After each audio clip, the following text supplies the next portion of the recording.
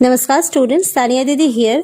So we have understood the concept of a data. Now we talk about organizing a data because we saw this kind of data, this kind of haphazard data. So we actually are unable to analyze the data in a proper way. Here we will see how better can be organized that data. So let's say for example, to help us understand why organize a data. So let's say that we have a group of people. So let's say we conducted one survey to finding out the favorite fruit of the people in the group. So we have the name of the people are A, B, C, D, E, F, G, H, I, J, K, L. And we have noted down their favorite fruits. And we have made this table. Now you see in this case, this organizing data is not that helpful because you see there are just 2-3 fruits: apple, orange, grapes, mangoes. So these are the 4 fruits which are getting repeated. For example, A like apples, D also like apples. So what's happening? It is the same fruits are getting repeated over and again. Now if I ask you, looking at this table, even though the data has been organized to some extent because we have put in a table, but if I ask you how many people like apple, so it is again is going to take some time. Is there any way that we can organize the data better? Yes, of course we can. So we will talk about frequency distribution table. So here frequency distribution table. This is new name to you. So what is frequency distribution? Frequency means one number getting repeated over and again. For example, if I will take orange is repeated 1, 2 and 3. So orange we can write 3 times. Now if I'll take apple is getting repeated 1, 2, 3, 4, 5. So apple is 5 times. So 5 is the frequency, 3 and 5 is the frequency of orange and apple. And here grapes how much time? 1, 2, 3. And mango only 1.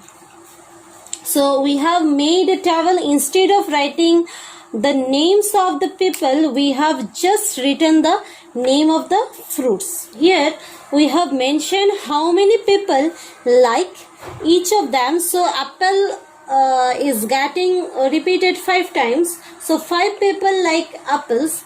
The table is called frequency distribution table. So what is frequency distribution table? It gives the number of time a particular entry occurs. So we made a frequency distribution table. Here 5 people like apples. This table is called frequency distribution table. Now we make a frequency distribution table only when we come across a set of data where a particular entry gets repeated multiple number of times. It is a small example which are easily countable, but it will take time, but we can easily count. So it's pretty easy. But in real life scenario, we will actually come across a set of data where each entry, it might be repeated for 100 times, it may be repeated for 2000 times. So it will be that time it will be difficult to count. So in that case, it is not easy for count. That's why we will introduce a new point, that is telemark. So in that telemark we will discuss, or we will get more information in my next slide. Thank you.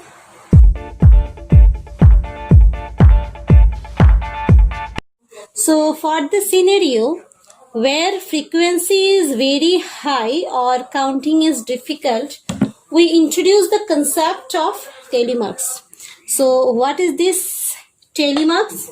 Now instead of directly writing the number of times 5, 3, 1, 3, what we do is we will keep a line.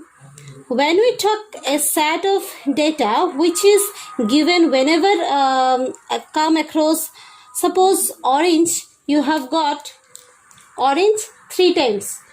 So orange 3 times, apple 5 times, again grapes 3 times and mango 1 times. So you just, so if you will got or if you come across some suppose orange got 3 times, so you just give marks 1 a line, put another line because 3, so another line, again another line for 3, because here how many lines are there? 1, 2, 3, that means the frequency is 3. So like this you have to put the telemarks. So like that you just keep drawing these lines, then later once you just have all the counting, later you can just write here what is the frequency, suppose 1, 2, 3. So what is the frequency of oranges? It is 3. Now the telemark even simpler and easier. What is done is like when you across apple for the first time, because here 5 is there, apple you have got the first time, you will give first line, then you have got second times you will give another line, third times you will give another line, fourth time you will give another line, but fifth time instead of making another line you just cross it. So what is the mean?